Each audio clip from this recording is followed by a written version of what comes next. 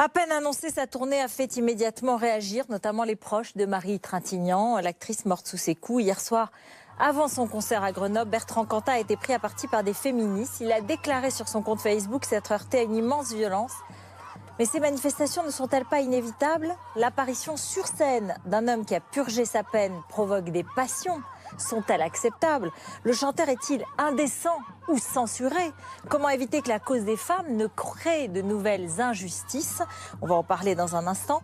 Avec vous, Céline Pic, vous êtes porte-parole d'Oser le féminisme.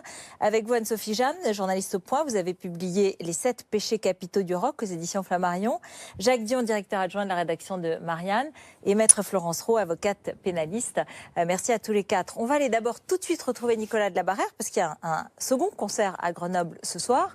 Et les féministes, les manifestantes avaient annoncé un nouveau point de rendez-vous ce soir avant le concert. Est-ce le cas ? Oui, certains militants, certaines militantes viennent tout juste d'arriver et de déployer des banderoles, des pancartes. Vous les voyez sur ces images de Charles Kemener. Sur ces pancartes, on peut lire « L'acclamer, c'est cautionné, à bas le patriarche Cantat, stop au féminicide ». Ces militantes qui veulent faire passer leur message ce soir, au-delà des images de bousculade, de violence qu'on a vues hier. Le but, c'est vraiment de faire passer leur message ce soir. Au-delà de ça, le concert, néanmoins, affiche complet. Ce soir, c'est une salle de 900 places.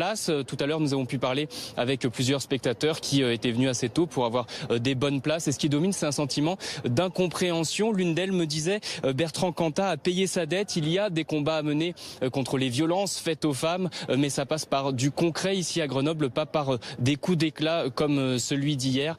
Donc un coup d'éclat hier où Bertrand Cantat a été largement bousculé après être venu saluer son public. Un début de tournée très compliqué pour lui, puisque il y a quelques jours à Montpellier, d'autres manifestants sont venus sensibiliser ou culpabiliser, c'est selon les spectateurs qui venaient à ce concert. Bertrand Cantat qui maintient sa tournée, mais qui a annoncé qu'il renonçait à participer au festival de cet été.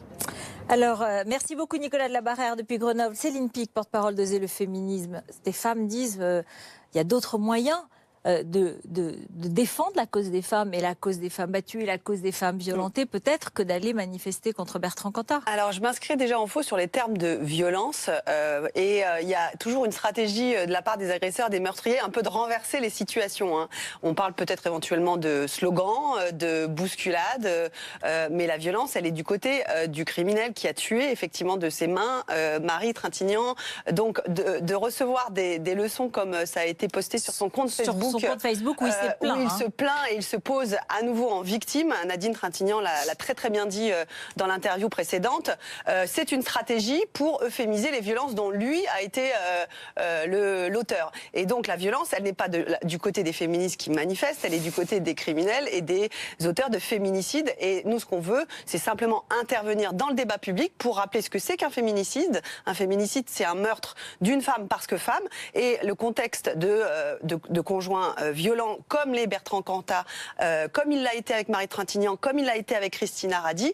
Et sa femme avant d'être avec sa femme qui s'est suicidée avant et qui 2 ans et demi après sa sortie de prison s'est suicidée suite à des violences physiques et psychologiques. Elle vivait, on peut le dire, dans la terreur. Il y a un certain nombre d'enregistrements sonores qui en font la preuve de son mari qui était à nouveau violent avec elle. Donc c'est notre incapacité en termes de société de penser cette violence masculine faite contre les femmes dans le cadre du couple. Et puis l'incapacité de la justice à protéger ces femmes également, puisque Nadine Trintignant l'a bien rappelé, Christina Radi est morte 3 ans seulement après la sortie de prison de Bertrand Cantat.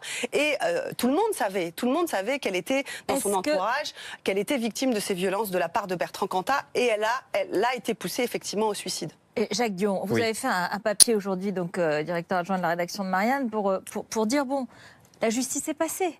Et donc, après tout, voilà, c'est son métier, il fait son métier, il chante.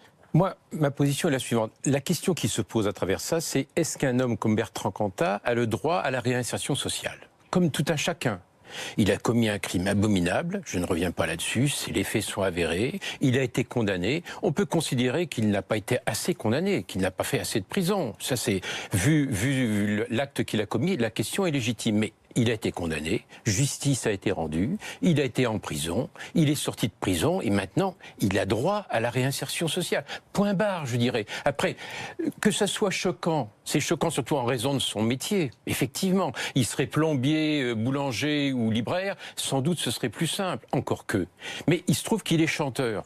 Alors, est-ce qu'on va établir des listes de gens qui ont le droit à la réinsertion sociale en fonction de leur métier et d'autres qui n'ont pas droit parce qu'ils ont un métier public? Certes, effectivement, il est chanteur. Alors, on ne va pas lui demander de chanter sans ouvrir la bouche, de chanter devant des salles vides ou de chanter ou de ne plus chanter.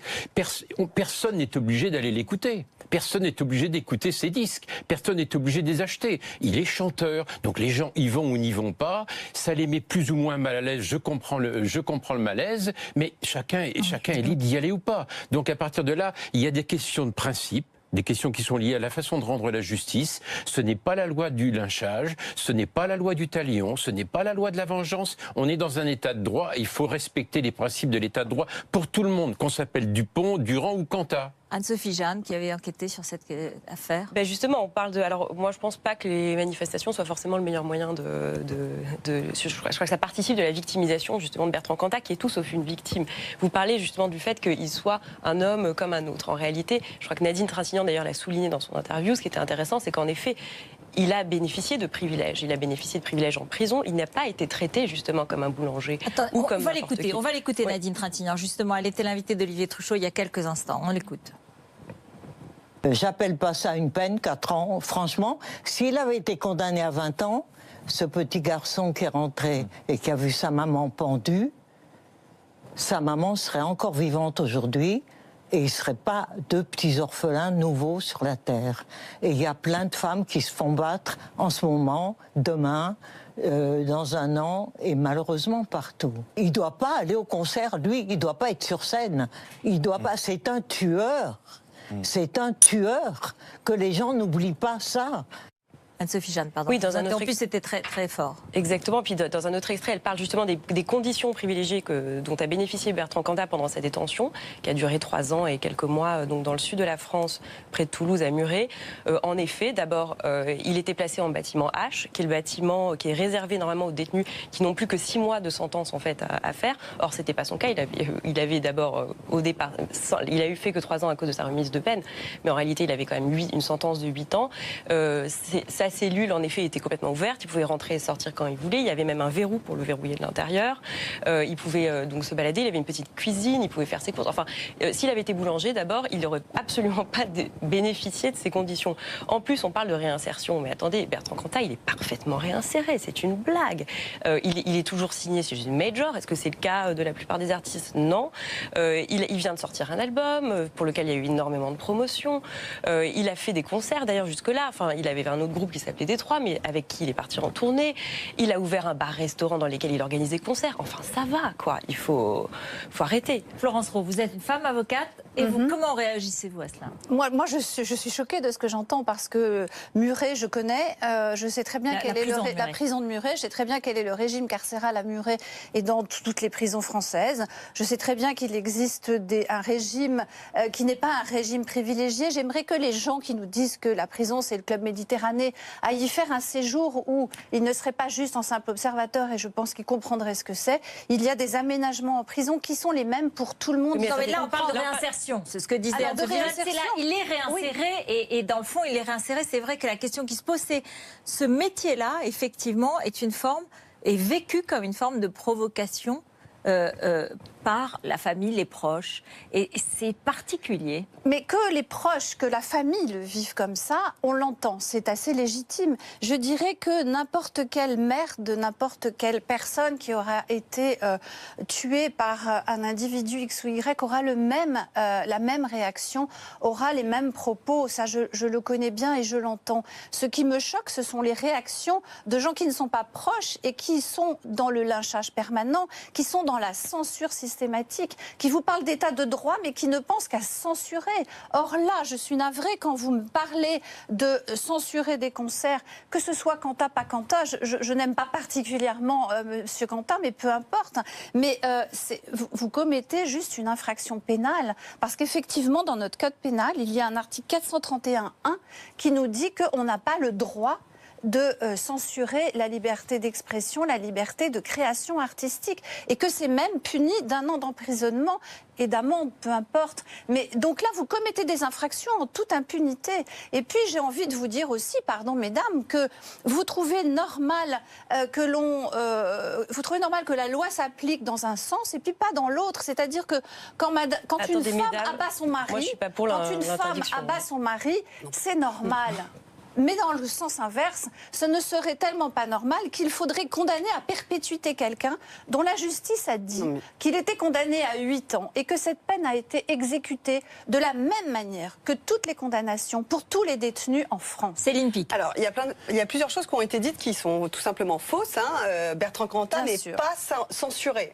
Il a encore son concert ce soir et les féministes n'ont pas le droit de la censure. Par contre, on a aussi la liberté d'expression et nous, simplement, on interpelle, effectivement, et on intervient dans le débat public pour essayer de questionner, et on pose exactement la même question que Nadine Trintignant, et nous avons le droit de participer au débat public pour dire comment se fait-ce que les violences masculines sont tellement acceptées et qu'il y a une acceptation sociale, il y a une euphémisation des violences qui sont faites contre les femmes, et ça, il y a une tolérance qui est faite, qui fait qu'aujourd'hui, il y a effectivement Bertrand Cantat qui remplit des salles, des salles de femmes, qui ils y vont, ceux qui vont l'écouter, ils y vont.